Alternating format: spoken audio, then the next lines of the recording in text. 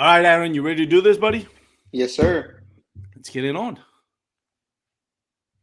If I can just find the button. Here we go.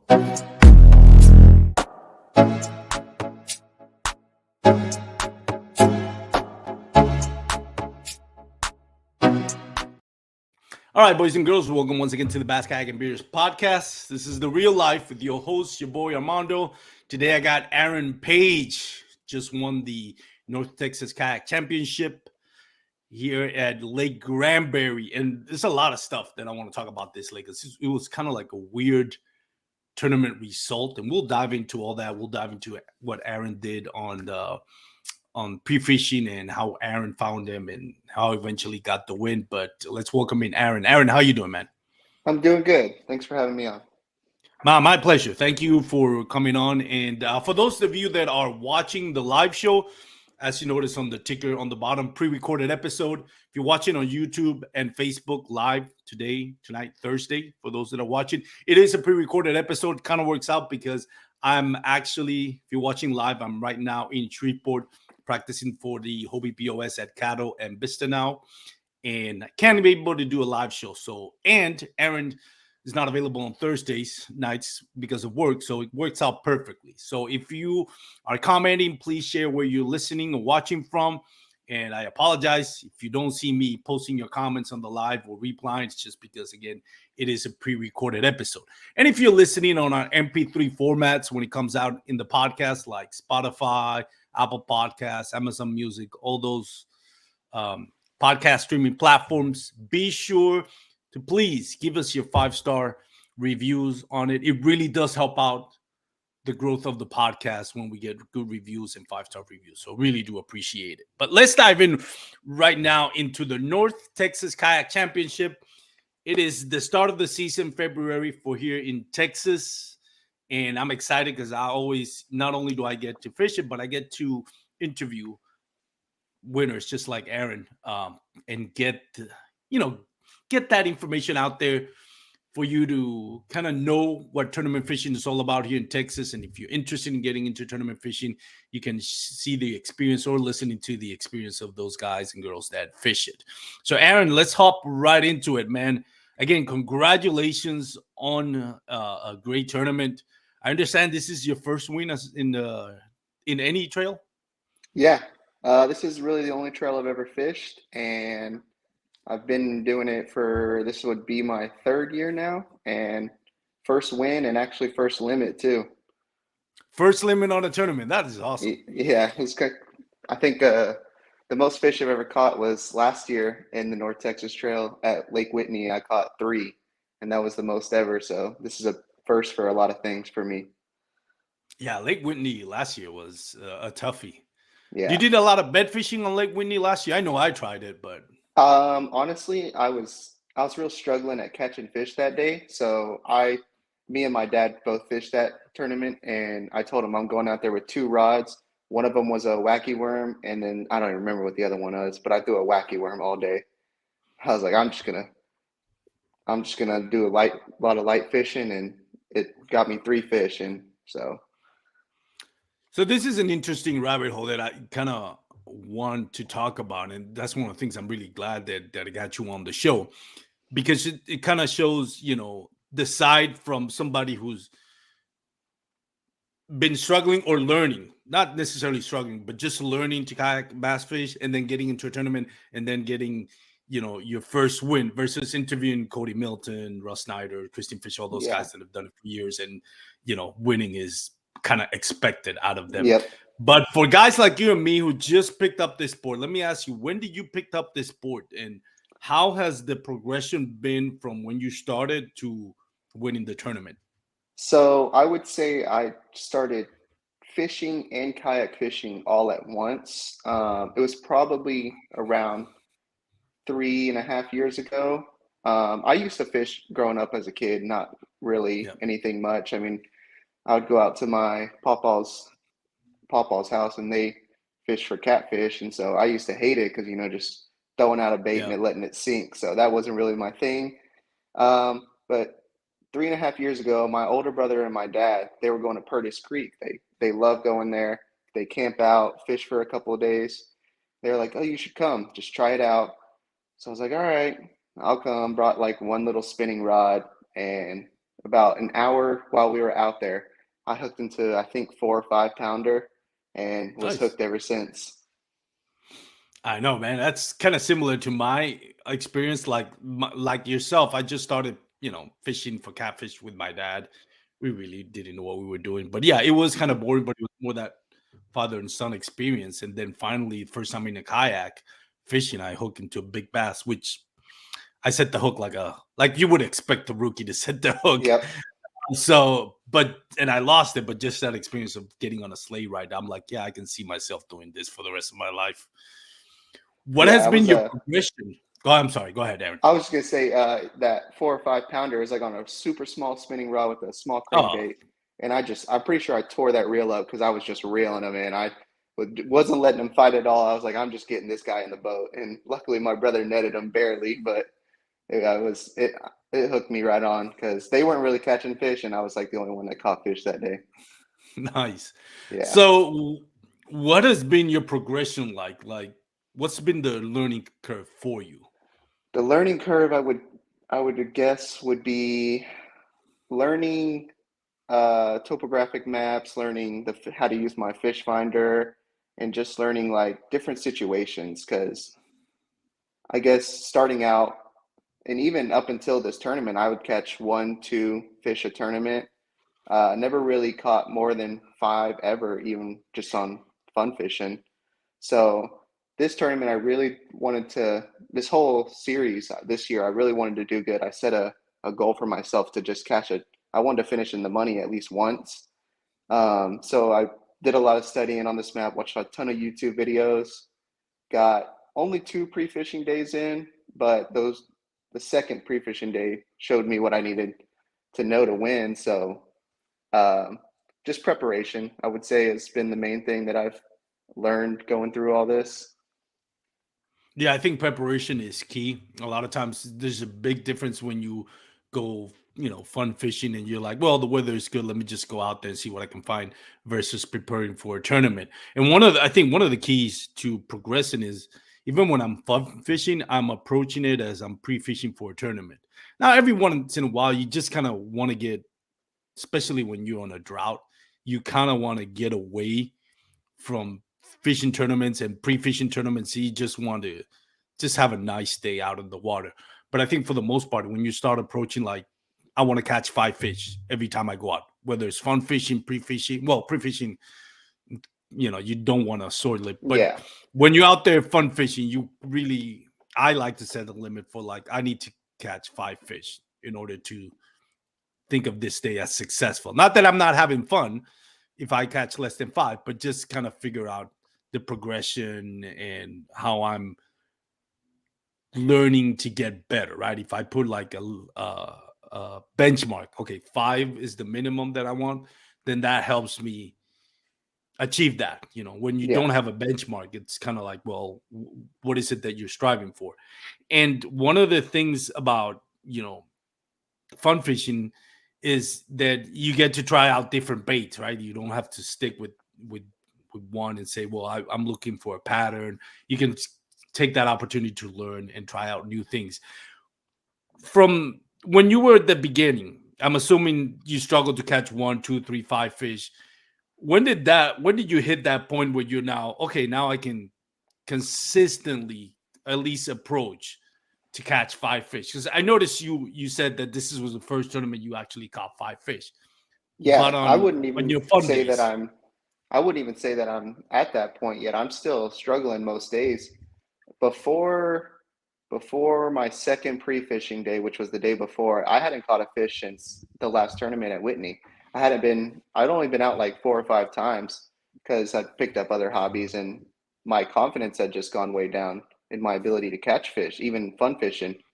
So I wasn't fishing very much. And yeah, leading up to this tournament, I didn't have a lot of confidence in my ability to even catch a fish, let alone 5 fish. So this tournament has really helped me, I guess, see the ability to, I guess, grind out those 5 fish and different techniques, I guess. And you know what the interesting thing about it, Aaron, and we mentioned this on the pre-recording, is like it's the what's the word I'm looking for? It's probably the oddest time for you to break your 5 fish Yeah. limit, considering what happened in Granbury. Because I was supposed to fish it until I had a family show up on Saturday, so I couldn't fish the tournament. But I did get a chance to pre-fish it a couple of days. And first of all, Granbury is not my favorite lake. Um, it is a tough lake, and pre-fishing was pretty bad. The weather was not in the best state, but there was a Yeah. shift in weather that I thought, okay, this might be good. Might actually be great for a tournament. But then, weird thing, they had an algae bloom and an algae kill off, whatever it is that they called it. There were hundred, even thousands of chat just poisoned by this algae bloom. And then I was like, that is so weird that in February we're getting an algae bloom that's killing Yeah. all these fish. I didn't really see any of that. I did see a couple of dead shad kind of out in the main lake, but where I was at, I didn't really see any. I had a friend, Joey, he was fishing the northern end of the lake, and he said he was seeing a lot of dead fish. And I guess he was having problems with that up there. But where I was at, I didn't really see much of of it at all. So on the like we mentioned the tournament, it was really lopsided. I think 31 people caught a limit. Top 9 caught a no, 31 people caught fish. Top 9 I Caught. think caught a limit. Yeah. Top 3 or 4 were in the 90s. You had 98, which I would have never. If you would have told me somebody got 98 on Texas Trail, I would have thought maybe Eagle Mountain Lake. Going by the tournament schedule, which we be the Yeah. first one we get 98. I thought maybe Eagle Mountain Lake, but never in Granbury what I thought I see somebody 98. When I saw Kristen Cooper at noon had 96 or something, I was like, oh yeah, he won this. And then when I see the announcements, I'm like, 98 on Granbury. It's the oddest time for you to break out a limit. Like I would have thought maybe post spawn where they're, Chad are spawning and bass are gorging on spawn, then yes, okay, anybody is could catch a limit. But it's really the toughest time to catch a limit, especially for Yeah. somebody like that you just mentioned, no disrespect, but that you just mentioned it's Yeah. your first time catching a 5 fish limit on a tournament. Were you surprised at all by that result, or had you seen something on pre-fishing that led you to believe this could be your tournament? I was extremely surprised to catch 5 fish and for those 5 fish to be that big. Pre-fishing, my first pre-fishing day, I went kind of north central part of the lake. It was kind of the similar weather, 40 degrees, and I didn't catch anything. No, didn't see anything, didn't catch anything. Um, I was supposed to go another week, but the wind was 30, 40 miles per hour, so that wasn't happening. And so I went the day before to my spot that I ended up in, and I was throwing a Alabama rig around, caught one in one spot, and then I caught another in the spot that I ended up fishing. And so I was like, I caught those 2 fish. It was kind of cold, and I'm like, I'm going home. It was probably 12 o'clock then. And so I was like, this is where I'll start. At least I have a starting point. I know there's some fish here. I might be able to grind out a couple, is what I was thinking. So pre-fishing was, I would say, more of a success than others I've had in the past. That's good. Gives you a little bit of confidence. And again, just to clarify, like I think 62 people got skunked on this tournament. I've never seen Yeah. anything so lopsided as this North Texas Kayak Championship Troll at Granbury. Never would have expected it. But I mean, props to you again for catching. I think if you ever want to win your first tournament, you want to win it in a tournament where you say, like, I figured it out while everybody just kind of got stumped. It Yeah. is so that's pretty cool. Yeah. And for there to be I think we ended up with 92 people. So to beat 91 other people with some of the guys that I always see at the top, me and my dad always talking about it. There's Guillermo, Matthew Yes. Scotch, Mark Pendergraph. I mean, those guys fish, all the national trails. So I mean, I always see them around. So to beat guys like that I always see at the top it's surreal for me. Yeah, no, that I like to see that. To have somebody like yourself that's just up and coming, and look at the leaderboard, and you look down and you see Mark Pendergraph, uh, Matt Scotch, Guillermo Gonzalez. It must be a pretty nice confidence boost to say, you know what, it's pretty sweet, and you do it, you say it because it's respect to Yeah, this great anglers. It's no dissing or disrespecting Mark Pendergraph, Guillermo Gonzalez, Matt Scotch. Is when you're competing against the best. I mean, you're competing to win. You're not competing to give them money. And when you yeah, win, it's like, it's the ultimate sign of respect when you say, like, you're one of the greats, and for me to come here and actually get a win, it's just very gratifying, I think. it is.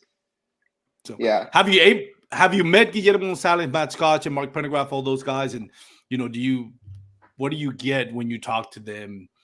I've never talked to any. Actually, I talked to Guillermo at was it the 2021 Bassmaster Classic, the one that was in Fort Worth.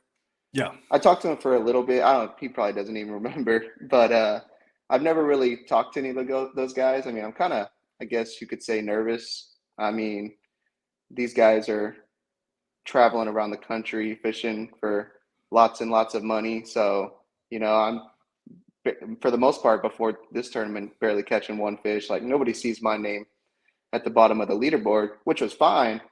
But so I don't know. Those guys are, I guess, to me, for somebody that hasn't been fishing very long, kind of intimidating. So yeah, yeah. No, I agree. It's intimidating for me. It still is sometimes. But I remember that first tournament while I was Mark Pendergraph, Brian Howell in the first that was there in a small Slay Nation tournament. And I thought, what are these guys doing here? Like, they're not supposed to be fishing this small trails. It is kind of intimidating, but at the same time, it gets your competitive juices flowing if you have the right attitude towards it. Now, as far as you winning this tournament, how does it feel, I guess, in the long term? Like, obviously, you feel accomplished by what you did. Do you feel now that you've accomplished it and you can move on to other things, or does it make you hungry to compete more I think a little in bit the of same both. sport? I think a little bit of both. I mean, I definitely accomplished my first goal of, finishing in the money once, but now I can set more goals for myself. Maybe make a run at Angler of the Year. Maybe I'd love to finish in the money again, but just being able to compete, being able to put a limit together each tournament is definitely the goal every single time out. But I'm definitely, I guess, I feel gratification, because it has been a struggle, and to see some of the hard work and a lot of money that I've spent on lures and baits and all this stuff actually pay off for once. It makes it a lot of fun. Yeah. And I mentioned that because I know guys, that and one of my good friends, Josh Smith from Dark Waters Kayak Fishing. I remember when he finally getting to that level where he's winning tournaments in Cayuga Lake and all that, and all of a sudden he just, like, I get the sense that he accomplished what he wanted to do. Now he's moved on to, I think, jiu-jitsu, other stuff, and ton of respect for Josh Smith from Dark Waters Kayak Fishing podcast, which we all miss. If you ever listen to to the Dark Waters Kayak Fishing podcast, it was a highly entertaining podcast. But it is something that happens. Some people get into it because it's a challenge, and then when they feel like they accomplish the challenge, they can look for another challenge in Yeah. their life. And some other people like yourself and myself, it's like, I did something, now I want to build on what I did instead of moving Yep. on to something different. Exactly. So let me ask you this. We talked about pre-fishing. Let's talk a little bit about tournament. And I know anglers are particular about, the spots and their secrets. But as far as you're comfortable telling, and giving out the juice, where where did you find the winning basses? The winning bag. Well, I launched at the southern end of the lake near the dam, Right. and I had seen a spot on Navionics where that looked really good. Um, and I was going to try and test it out, but it was at least a 35, 40-minute ride over there. So I knew if I went over there, it would have to pay off, and it did pay off. That's where I caught some fishing, pre-fishing. So I figured nobody would really want to make that. I don't know what it was, 2, 3 miles, something like that. Little journey over there. So I figured if I could get over there, that the spot might be to myself, which it wasn't.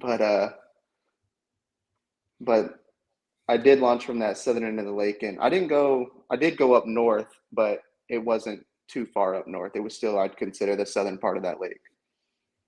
Did you fish creeks or main lake? I found a couple points, um, and I would set up right on top of the point and just throw back towards the bank and just work my bait off around that point, and they were all over it. What baits were working best for you? Did you catch them on different baits or just one particular bait worked more than the others? When I pulled up to my spot, I caught one on a super small little 3-inch swim bait, and it was a 12-inch fish. So when I caught him, I was like, all right, no skunk out of the boat, you know. Well, let's see what we can build on this. And I kept throwing it around a little more. There was no more bites. And then I brought out a jerk bait, which I have probably caught 2 fish before this tournament on a jerk bait. Not my type of fishing. And I threw it out there, and the first fish I think I caught was either an 18 or a 19. So I was super happy about that. Took me a while to. I'm not very quick at getting the hooks out of the fish and taking a picture. So by the time I had taken my picture, it's probably been like 10 minutes. Couple more casts, caught a second 19, and so from then on, I knew that I might be on them either with the bait or the spot, but it was working out pretty good. So on the jerk bait, you would say you won the tournament? Yeah, I actually have it right here. You want to see Nice. it? Sure. Give out the juice. Yeah, I don't fish Granbury too much, but it's a Berkeley Stunna, one Yeah, that's a good 112, I one. think. I don't even know the color of it. It's got a little bit of blue on the top. It's kind of like a ghost shad, I think. Yeah, but Nice. yeah, they were all over it. Yeah, I would think jerk baits kind of like would be the deal in that area. Looking at I'm gonna share the screen here. Where is it? Recent is here. What am I? I'm acting like such a rookie right now with StreamYards, but let's share the screen for those that are watching on the live. There you go. Aaron Page right here. So you got number one spot, 21 and 70, 21 and 3/4, I should say, a 20 and a quarter, a 19 and a quarter, a 19 and an 18 and a quarter, 8 fish total. Let's give a look right here. The biggest one, that is a football. I mean, yeah. Oh, I Yeah. was looking. So I was looking at you when you were coming up. You were still behind Christian Cooper, and I was Yep. looking to see who had the big bass. And the first thing I noticed was it's like, oh man, Aaron Page. And I had it.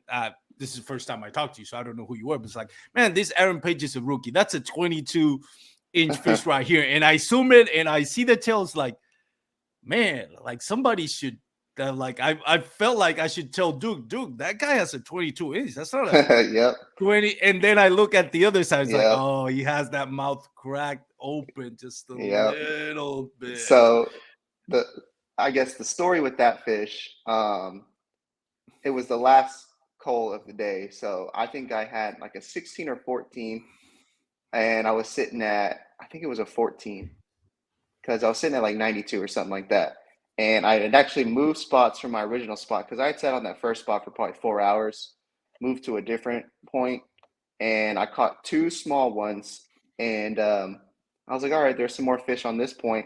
Threw in there again, and I hook into something, and I'm pulling it in. Like there's no fight back. I thought maybe it was a dink, maybe it was a stick, and I think what had happened is the jerkbait had one hook in its mouth and he had one on its side, and so he couldn't fight. But somehow that hook on its side he got rid of it, And so he comes up and he jumps, and I'm like, holy cow, that's a giant. And he starts digging in, and I'm so nervous at this point. So I'm just trying to fight him.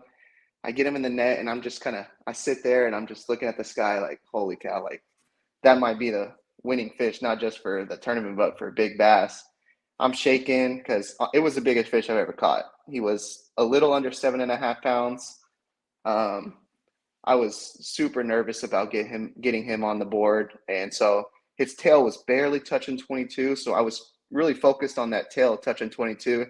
Wasn't even looking at his mouth. I got a few pictures of him, put him on the scale. He was bleeding a little bit, so I wanted to get him back in the water. And so I didn't even notice the mouth was open until after I took the or looked at the pictures again. But I wasn't too concerned with it because it was a great fish overall.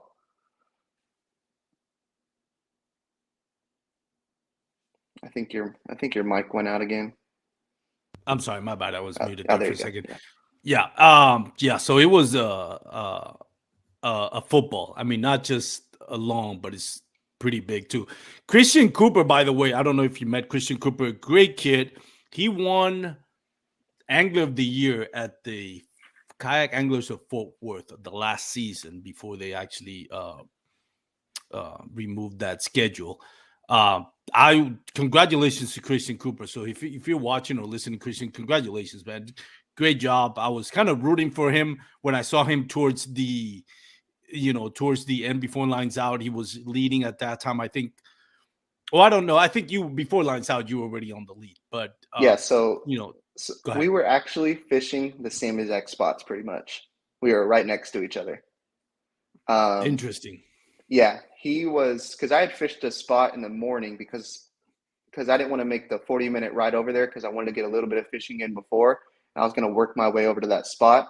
But I had seen him when we took off. He's in a PDL and I'm in an autopilot, so he was passing me up because I had asked him later on. I was like, did you come straight to the spot? And he's like, yeah, he didn't want anybody else to beat him there. So he had actually got to my spot first. As I was working my way over there, I saw him, and he kind of moved off. He wasn't fishing that point at that moment, and he was working his way up. So I kind of moved in, and um, he had come back around. And I was like, hey man, if you want to fish this point, like you were here first, like I saw you here. So if you want to fish it, you can. He's like, no, it's all good. There's plenty of fish, which there was for both of us. But he's a super nice guy. But we were practically fishing right around each other the whole day. And I told him he could fish right next to me if he wanted to.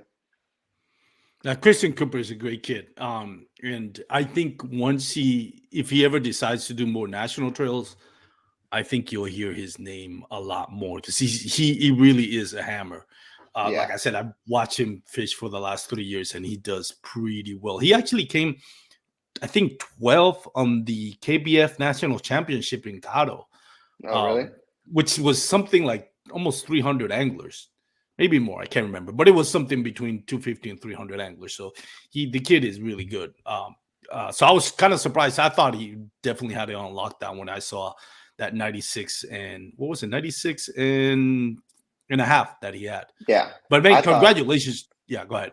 I was gonna say I thought so too. I told him I was like, dude, I'm so happy with second place. Like, I will take second place and you can have first. I just happened to. I actually moved spots and caught that 22, which put me over the top. But he was, yeah, super nice guy. Yeah, nice kid. So it's interesting when you mentioned the southern part of the lake, because when I was thinking of fishing it, that was one of the things that I wanted to. It's like, are they on creeks or are they on the main lake? And we did have a warming trend right before the tournament. I think the day of the tournament, the night before the tournament, then we had another cold front, not as cold as early in February, but it made me wonder. And I was talking to Carlos Torres, who also fished it, first time fishing that tournament. He did pretty well. Congratulations to Carlos for his first tournament. He did very well. And we were both talking about it, and I'm like, it's one of those things where pre-fishing could be fool's gold because Hmm. it's changing so much. And Granbury is it's a different animal because it is so loaded with boat docks, and you're so tempted to find those boat docks, but there's literally thousands of them. And then there's all these artificial creek arms, and I say artificial because it's just canals that are built for houses and boat. That you really, it's like very maybe a couple of long creeks that you can find them spawning, but it really is. And another thing that I mentioned is that algae bloom.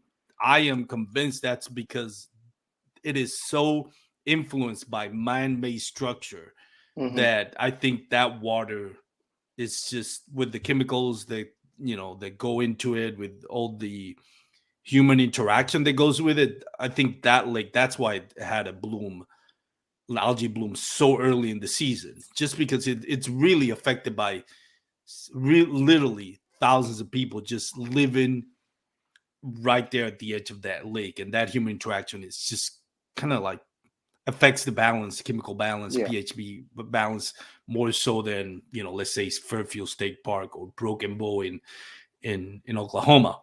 So it's definitely a different animal. Granbury is very different from most lakes here in Texas, just because of that. So much people living in and around that lake. Yeah. And When you went into pre-fishing, did you find any spawning bass? Were from the sounds of it, it looks like they were still at the main lake points and hadn't that wasn't even staging up for spawning. so the week leading up to the tournament, I was looking at the weather forecast every day, and a couple of the times I was looking, it would say might have been in the 70s, high 60s. So I thought it was going to be warming up all the way up until the tournament, and so I thought maybe, I mean, there might be a few really up shallow, maybe a couple of the bucks up shallow. So I thought that was going to be my thing because I'm more of a shallow fisher anyway. I'm throwing up again along the bank for the most part. But as the weather got cold, I was like, no, I'm gonna have to find something out deep. This pattern's not gonna work. And so I think what was happening was they were in a pre-spawn mode. They were coming up right along the bank to feed and going right back out deep because I was next to a pretty deep channel, I think.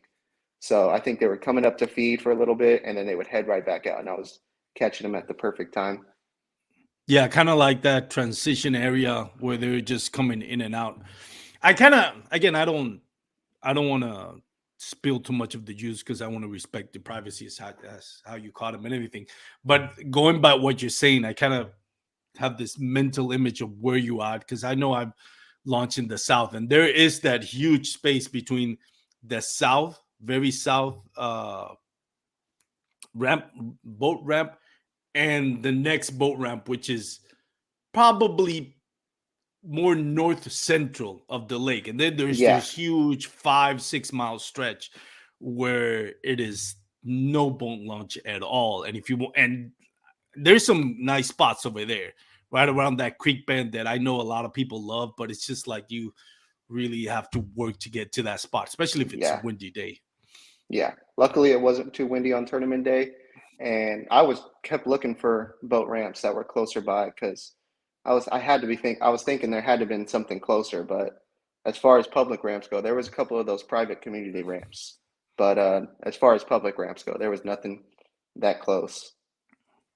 Yeah, and it's props to you for making that hike all the way up there. Other than you and Christian, was anybody else out there that were fishing that area?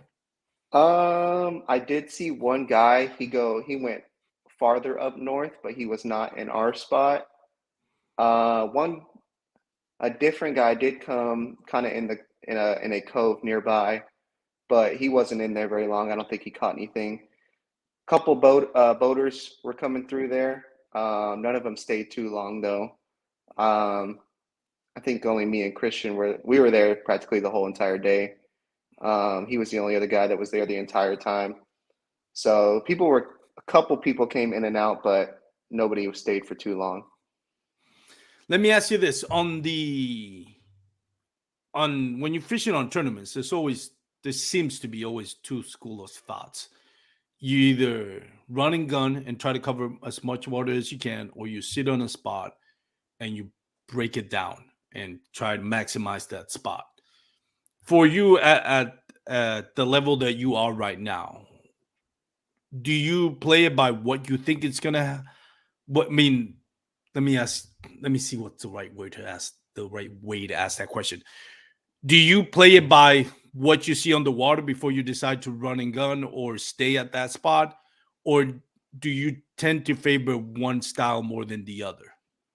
I think going into the tournament, I'm looking at the weather and the spots that I want to fish. So that's kind of telling me or giving me an idea of what I think is going to happen. Very rarely it works out like that. So I'm always changing lures on the run, figuring out what they do want that day. But for the most part, I'm throwing along the bank, throwing at structure, those type of things. I mean, I love to burn a crankbait back to the boat. That's because that's honestly, I would say that was the first fish I really caught was on a crankbait. So it's kind of just special to me. I love throwing a crankbait. I've caught a lot of fish on a crankbait. So power fishing overall, I do like to throw a wacky worm. I just think it'll catch fish on days that you can't catch anything. It takes a lot of patience to throw that thing. I kind of try to throw it on a weighted hook because I just can't sit there and Yeah. wait for it to fall down. But I have, and I told my dad this. I wanted to learn how to use the fish finder better, learn how to fish out deep for days when we can't catch fish up shallow, and so that is something that I'm trying to work to. But for the most part, I'm power fishing most of the time. Do you like to cover a lot of water, or do you like to break down a spot? I do like to. I'm pretty much trolling the banks for the most part. I try and cover a lot of water, but I don't. Luckily, I'm on the autopilot 120, so I don't have to work too hard to get to Yeah. different spots.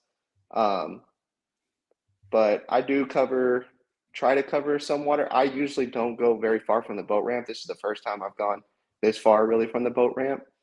Um, but for the most part, I would say I cover probably 2, 3 miles for the most part, but not nothing crazy.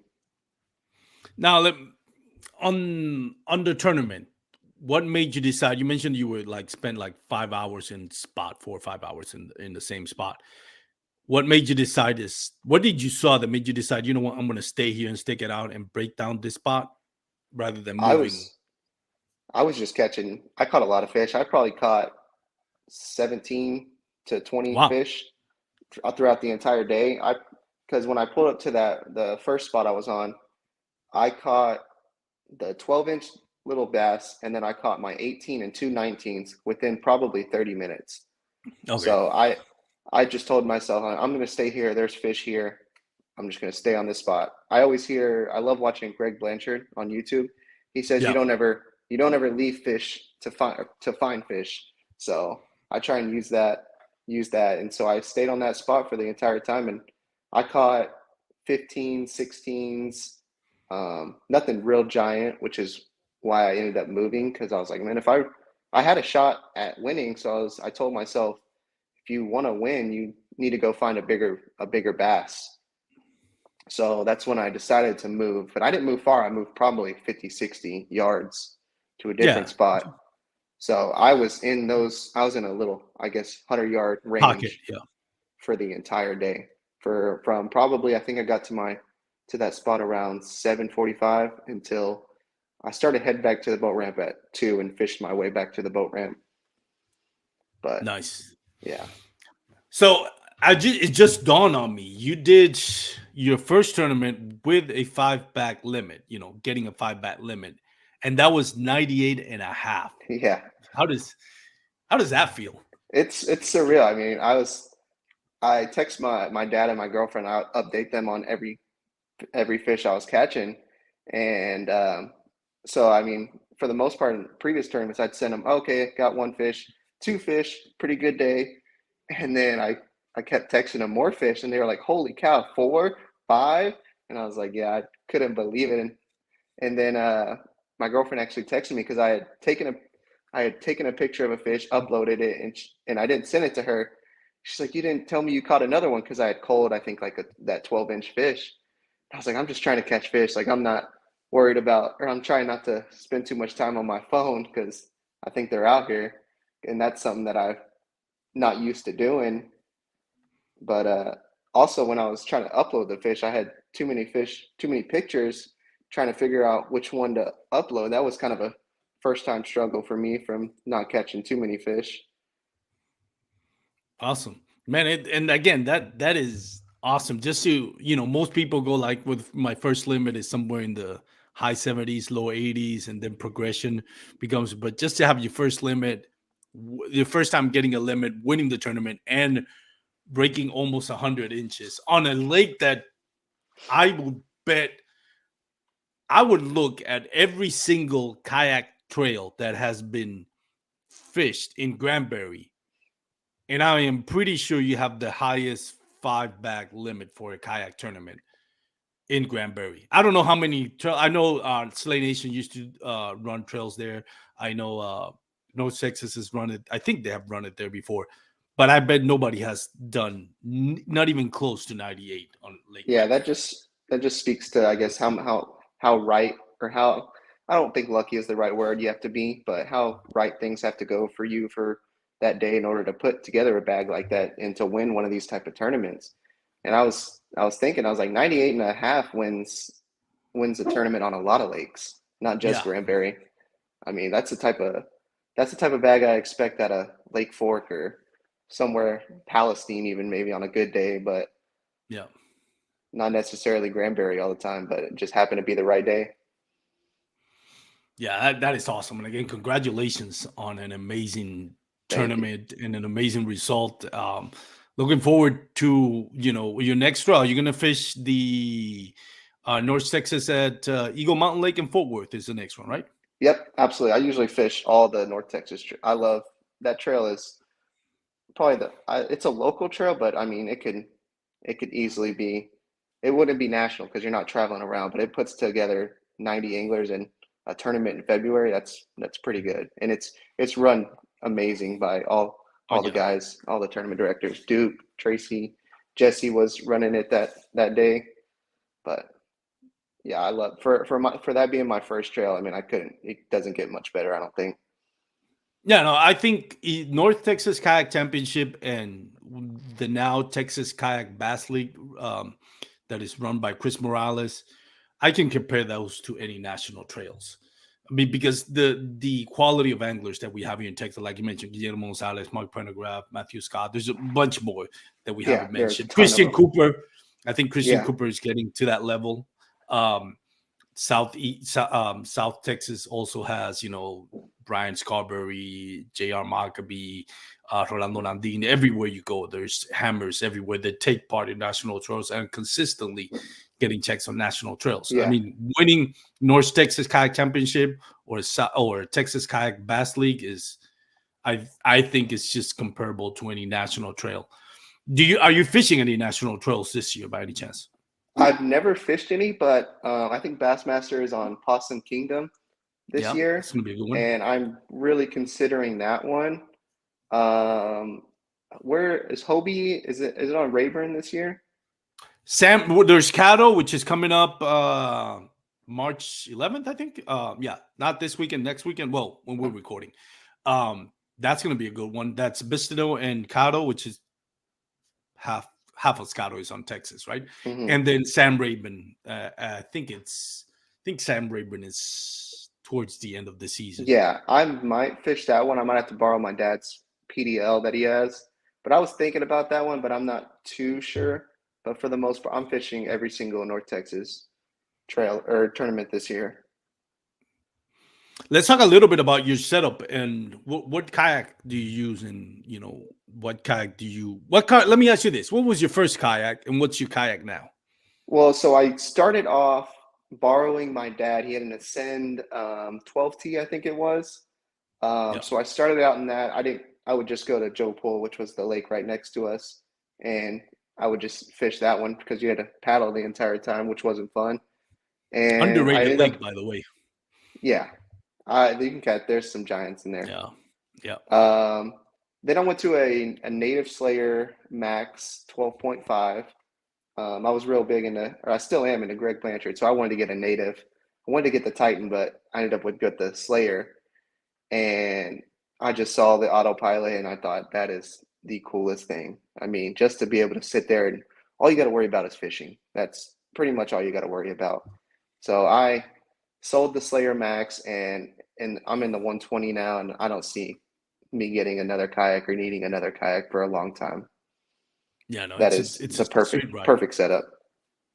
Awesome, man. That's awesome. Congratulations. I'm on again on your kayak, and that winning this tournament kind of helps out with the with all the costs Oh yeah, of definitely kind of tries to legitimize, even if we still at the end of the day spend more than yeah. we earned.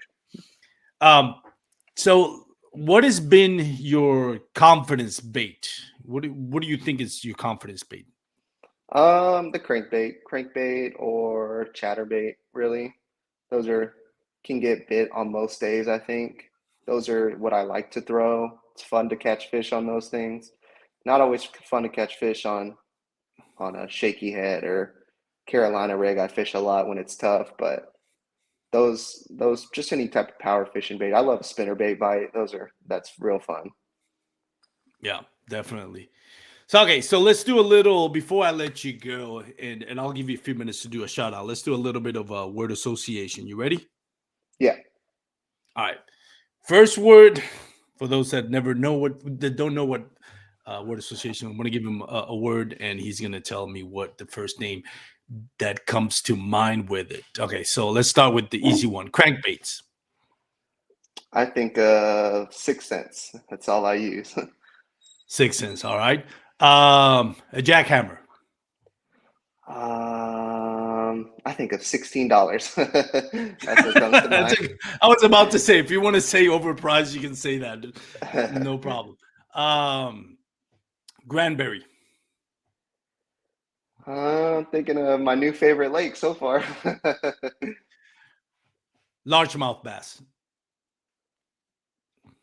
I'm thinking of giants. That's all I'm thinking of. Spawning. I'm thinking of a white crawl, stroker crawl bait. Nice. Soft plastics. Wacky worm. Good. That's a good one. Reeds. You said reeds? Reeds, like like the reeds. Not reed as Uh, in reed, but reeds as I'm the thinking grass of line. confusion because I never really fish grass too much. That's a good one. Um, Offshore points. I'm thinking of I'm thinking of a jerk bait right now because that works for me. Standing timber. Lake Fork. Good one. That was gonna. That was my next one. Fork. What do you think when you say fork? Lake I think fork. high expectations for a Nice. ginormous bass. Well, Aaron, thank you for taking part in that little experiment that we called word association. Let me ask you this: is Lake Fork your favorite lake? Now, I heard you mention it a couple of times. Or what's your favorite lake in Texas? Let me ask you that. My favorite lake. I don't know if I mean, Granbury is going to be up there just because of this tournament. Lake Fork, I Prior to think Granbury. I really there's just the expectations of you can any hook set could be a 10, 12 pounder. I've never Yeah. caught anything really big out there. I think I caught like a 5 a couple times, but that one, I mean, just because of the I actually, you know what? I'm gonna go with I don't even know if people know about Purtis Creek. You ever heard of that? Yes. Yeah, that state That's park. I've heard a lot. I've never fished it, but I heard a lot about it. Yeah, I mean, that was me and my brother and my dad. We'd go camping up there, and so that's definitely my favorite fishery because family time, and there are some big fish in there. I'll have to check it out. Purtis Creek. Did you get a chance to, now that it's closed, did you get a chance to fish Fairfield before it I closed? never fished Fairfield. Actually, I think the North Texas they had a tournament on Fairfield, and Yeah. I got my kayak right after that tournament. So I started fishing the tournaments right after Fairfield. And from what I'm hearing, I'm kind of upset that I never. I guess it was a hidden Yeah. secret about that lake. It's funny coincidence. I learned about how good Fairfield is because of that tournament. I didn't fish it, but I did have um Silas, and Man, that scared me for a second. That time did Sorry. not expect that dog Sorry. tag. No, you're good. They don't know. Garrett Silas and Timothy Rotman, where I think that was my first time covering the tournament on the podcast. And they were in Fairfield, and I think they put like an amazing. In fact, let me see if I can find it. I know they put an amazing. I mean, they just killed it. Actually, you know what? It's not on Tourney X because that's where Duke Tran used to have I tournament, which sucks. Thank you, by the way, Angler, Duke Tran, for finding I Angler. Yeah, thank you, Duke Tran, for actually getting out of I Angler. That thing sucked. But yeah, that's how I learned about Fairfield. So yeah, it's definitely a good lake. Have you fished the Lone Star Throwdown? I have not. I was going to this past year. I don't remember where we were. Well, I had something going on, but I was really, me and my dad were both going to go down there. I'm really, because I've missed it the past 2 years. I've had something to do, but this year I'm really going to try and go. Yeah, I've definitely. heard It's a fun time. A lot of fun. Yeah. That's one of those tournaments where, I mean, you always want to win, but you really don't care. You just, I wouldn't say you don't care. I'm just saying you really go out there to celebrate kayak fishing. Yeah. Like It's if you don't almost, win, I guess, fun fishing. Yeah, it's more like a celebration for Texas kayak fishing, which I think Duke Tran does a great job. The captain's meeting is very lighthearted. It's very fun. There's like always in North Texas kayak fishing, and that's why I encourage anybody to fish the North Texas Kayak Championship that's from Fort Worth, as well as the Texas Kayak Bass League down south in Central Texas. But what I love about the North Texas is, I mean, there's great prizes. Like the first time I fished it, I didn't win anything, but the raffle prizes, like everybody won something. I won a $300 battery. I was like, sweet. Like this is my awesome. my first tournament was on Joe Pool. I caught one fish, I think, and I won a 25 amp hour battery. Same also. here. Yeah. So that's honestly the battery I use right now for my fish finder. Yeah. So even if you get skunked, like the giveaways and the raffles at the end of the tournament are super sweet. Some nice Western Sun, Yes. They have a bunch of stuff. I think this past year they give out supernova lights, which are freaking awesome.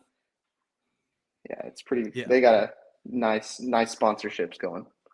Yeah, check them out, and they're backed by Mariner Sales, which is probably one of the best kayak stores here in Texas. They carry everything. I've gotten 2 kayaks from them now. Yeah, no, and Duke Tran is just amazing customer service. Not just Duke Tran, but everybody in his team. But Aaron, I mean, thank you again for taking the time to come up to the podcast. I know you have to go to work pretty soon, so I don't want to keep you up too long. But I wanted to give you a chance to shout out anybody you want to shout out, sponsors, if you have any family members, whatever you want to thank. I don't have any sponsors, but my family is always supporting me. My parents, my girlfriend, she's supporting my bad money habits and spending all this money on fishing all the time.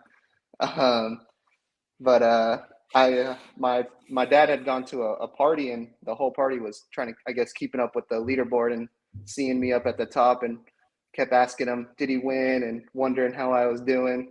So I have a pretty good support system. My older brother actually surprised me. He showed up at the awards. I didn't even know he was going to be there. He had just showed up at the awards to show me some support. So that was really cool. But yeah, I have a great support system behind me. That's awesome. That's very important. And really, when you get your family and your friends to support you that way, it makes it even the more sweeter, because now it's more like you get to share this accomplishment, not just with yourself, but with your family. So congratulations again, man. We celebrated on this past Sunday. It was actually my brother's birthday too. So we had a nice celebration together. There you go. You upstage your brother. Yeah. Which is always good in family rivalry or sibling rivalries, right? Now he's looking at getting a kayak. So hopefully he gets in on this habit, on this addiction. Yeah, it is an addiction, but it's if you're going to be addicted to anything, kayak fishing is probably the best thing to get addicted to, as long as you don't get homeless in debt. But Aaron, again, thank you so much. I really appreciate it. Look forward to what you have coming up for your tournaments. I'm hopefully I'll be in the next North Texas Kayak Championship in Eagle Mountain Lake or Fort Worth. So hope to see you there, get to meet you in person, and good luck the rest of the way. Congratulations in qualifying for the Classic. So that's automatic bid for the Classic, and Yeah. so congratulations to that as well. So good Thank things you coming, very man. much. Thank you for having me on. This is pretty cool. No, man, thank you for coming up to the show and sharing your love and passion for kayak fishing. For those that are out there listening, again, if you're on the live show, it is pre-recorded episode. So if I didn't reply, didn't post your comments, I do apologize. We are pre-recorded. We're not actually live. And if you're listening to the MP3 formats on Spotify, Apple Podcasts, Amazon Music, Google Play, please leave us your 5-star reviews. It does mean a lot. Share, subscribe to our channel. You can follow us on TikTok, Instagram, Facebook, and YouTube on the Bass Kayak and Beers. Reminder, we do have 2 shows a week. The Real Life, which is what you're listening or watching, and also our Advanced Kayak Angler with our host, Daniel Perry, which goes over product reviews and tips and tricks to help you become a better angler. If you're going to be on the water this weekend, please wear your PFDs, drink responsibly, and have a great time on the water. Have a great day, everyone.